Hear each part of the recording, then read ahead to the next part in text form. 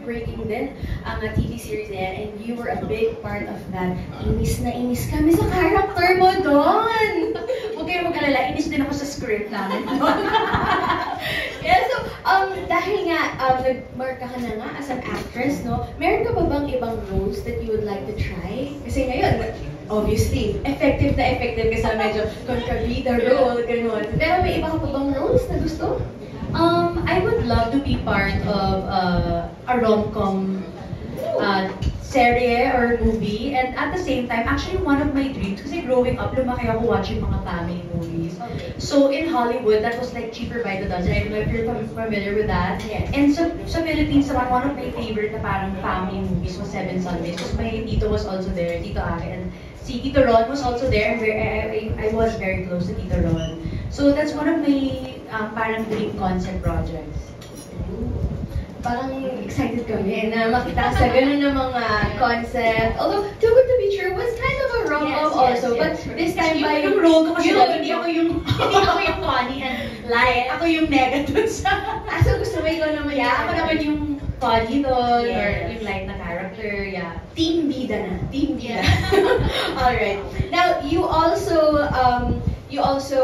said kanina na talagang yun nga yung first love mo talaga ay music. Pag-usapan din pala natin yung mga gusto mong makakollaborate. So, let's say sa music and sa big screen also as an actress. Sino-sino yung mga gusto mong makatrabaho ka? For singing, you know what, people have been asking me that all the time. Like, oh, sino yung gusto mo makakollaborate? Right now, talaga, ang dream ko makakollaborate is Beanie. I feel like the success of Beanie kasi awakened and renewed the love of Filipinos for OPM and P-pop music. So, actually, I'm sure everyone in the music industry will agree that parang this is a renewing of love na for OPM. So, I really want to work with them, and they're also all girls. So, parang, ano siya, it's aligned with the women empowerment message that I also want to share to the world. And syempre, from my Tarsier Records family, I also want to be able to work with Maki maybe someday. Yeah, so yun ang mga, when it comes to singing. And then, siguro sa acting, kasi you know what, ang dream ko talaga maka-work dati is si Catherine. So parang ang hirap na ngayon, no? Kasi naka-work ko na siya. Tapos na ang Ang dami pa kasi, parang actually, there's a lot of people that I want to work with in the industry. But siguro, someone rin from my family, because I haven't worked with anyone from my family. Really? Yeah, I haven't. Oh, is that intentional? Or hindi lang talaga nagkakataon? Feeling ko kasi pag nagka-casting, parang sila na mismo yung nagsasabi, parang masyadong maraming ulat dito. Kaya sige parang nyo. I feel like it has to be intentional na if magkasama man kami sa project, like it's intentionally na, oh sige, pagsamahin natin itong dalawang to, gano'n. Like parang ngayon yan, I think Janine is with Tita Lotlot in Lavender Fields, sama ba ako? Oh. Pero I think magkasama sila. So parang gano'n. Like, What if idagdag ka dun? Isama. Yes, pero oo nga no, masaya yun. Masaya makita yun. Kasi it's not uncommon na makita natin yung mga magkakamag-anak in, lalo na in a family serie. Kasi talagang literal, di ba? Yes, Magkakamukha kayo, di ba? Magkakadugo kayo. So, ang ganda panoorin. But also, it's nice that you mentioned Beanie. They actually just released their newest single yesterday, Cherry on Top. May, kaka-check ko lang, may 2.7 million views na. Less than 24 hours. Yeah, so, totoong-totoo yung sinabi mo na talagang grabe yung pag-blow up nila ngayon. Yeah. So, we'll look forward to your collaboration as well. Sana, manifesting. Pero sa ngayon, let's collaborate with our friends from the media na. They also have questions for you, Alisa. Okay, let's start with Sir Jeff Fernando from Daily Tribune. Hi, Lisa. Hello. Okay. Lisa, ayan. Ang first question ko is, may profile ka sa BTR. Total package, you act, pageantry, nag-act ka pageantry, and then you sing. Madalas na dilemma ng mga personalities is, pag ganyan ang talent nila, is ano ang uunahin? Okay, in your case, ano yung sasagot mo? So recently po kasi in the job opportunities that were given to me, it really was acting. But if you were to ask me based on what I love, I really love singing the most. As in, if you were to tell me that I have to perform in the next hour, kaya ko po siya ng walang pagnenervyos. Pero kapag, okay, may importanteng eksena ganito, parang it takes parang more preparation from me. I think it's also because coming from a background na puro artista po yung family po namin. So there's more pressure in that aspect compared to singing. Sabi mo rin na you also write songs, di ba? Yes. Okay. Any chance na halimbawa humingi sa'yo ng kanta ang Beanie, anong song ang bibigay mo for them? Oh my! About what?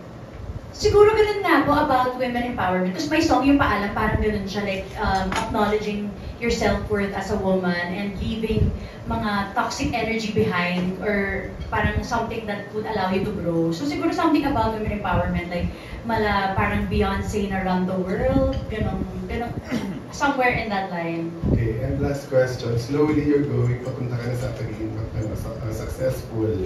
Okay, and sabi nga diba, in any success, sa parents mo, ina-attribute lahat yun. Anong message mo sa mom and dad mo sa nagiging journey mo ngayon? Yes, I'm very grateful to my parents. Like, they have taught me so much values growing up, and at the same time, sila yung nandyan to support me and my dreams. Because, syempre diba yung sometimes, even if ikaw wala kang kumpiyansa sa sarili, you don't have confidence in yourself, but your family is there to believe in you. So I'm very grateful to my mom and my dad for always believing in me and my dreams. Thank you! Very beauty queen pa rin sumagot, no? Bago na thank you. Alright, now let's go to Samantha Prats from Push. Hi, good afternoon. So my question for you is, since you just, first of all, congratulations on Paalam. My question is, after releasing this song, are you open to doing an album or an EP in the near future? Like maybe towards the end of the year, releasing an album or an EP? Yes. Actually, I want to release more songs within this year and more songs in the future. So I'm very open to that. Like I always talk to my Tarshir Records family about releasing more music because that's really what I'm passionate about. Thank you, Samantha. Now let's go to Jason Laluna from Certified Kapamilya. Hello, good afternoon. So ito yung question ko sa'yo. Kasi your dad was a very popular basketball player, tapos yung mami mo naman was an actress. Growing up ba, nakaramdam ka ng pressure to be someone din na either maging athlete or maging actress? Of course, it will always come with a certain amount of pressure. Pero with me po, kasi bata pa lang ako, I think I was around 5, 6, or 7 years old. Mahilig po talaga ako kumanta. Hindi dahil pinilit siya ng mommy ko kasi sila yung nasa showbiz. But because love ko talaga kumanta with my hairbrush. Nung bata pa lang ako, wala pang microphone noon na pwede kong kantahan in. But yun, I guess it comes with the pressure. Pero kasi yun nga, my parents didn't come from the singing industry. So, they're just very supportive to whatever I could accomplish in the music industry. Yeah. Tapos, second question, kasi napatunayan mo naman na magaling ka umarte dahil kay Jill maraming na-imiss. Tapos, ngayon meron kang bagong single. Have you ever considered doing theater? Kasi yung co-star magic artist mo, si Sue Ramirez, first time lang niya mag-theater, successful. Ikaw, hindi pa sumagi sa isip mo. Actually guys, so ang trivia niyan, because I really wanted to be part of a musical, I actually was thinking of auditioning for One More Chance. Pero nakakatawa kasi nung nag-try na ako, sabi sa akin ng friend ko who is casted there, si Dia Antonio, na Sis, tapos na ang podcast. Sabi ko, ba't parang hindi ko nakita na natapos na pala. So it was a very quick process pala. So, but I want to in the future. I have to stay more attentive, I guess, to the audition dates. Nananawagan po kami sa lahat po ng mga nagpapakast musicals. Opo, meron tayong triple threat dito. Sing, dance, act, oo. And do you have more questions, Jason? Oh, yeah. Thank Okay. you. Also, coming from his question, do you play sports? Out of curiosity lang, dahil na-mention na natin yung sports. Yan ang hindi ko forte in sports. I told my dad, talagang mahina yung genes in that sense sa akin. But if I were to give a sport, honestly, hindi lang halata, pero I actually love boxing. Hindi lang halata sa aura ko as a person, but boxing. I think I grew up kasi with my dad always teaching us self-defense. So, weirdly, lahat kami magkakapatid. Like, even when I was in college, yung mga PE ko, it's karate, taekwondo, weird, because I don't look like it, but I like the learning of the process. No, but talking to you right now, parang we can sense talaga you have a strong personality. So, ano naman, on brand, dun sa pagkatao mo, yung marunong ka rin self-defense, gano'n. So, okay. Now, let's go to our next friend from media. We have Nikki Wang from Manila Standard. Hi. Hi. Good afternoon. First of all, congratulations sa yung single na Paalam. You mentioned that music is your first love, and a lot of people already knew that you could sing. But what it took you so long to finally, act in it and release your debut single? I think that being in the showbiz industry, it's really timing po. Like I said earlier, yung job opportunities that were given to me just happens to be lang po talaga sa acting. But I have always expressed it to my management ko na I really want to try sing. It's just that siguro in the recent years nung nag-pandemic, there were just more opportunities with acting. So now, ito na talaga, sabi ko talaga, I have to do it now before it's too late. Alright.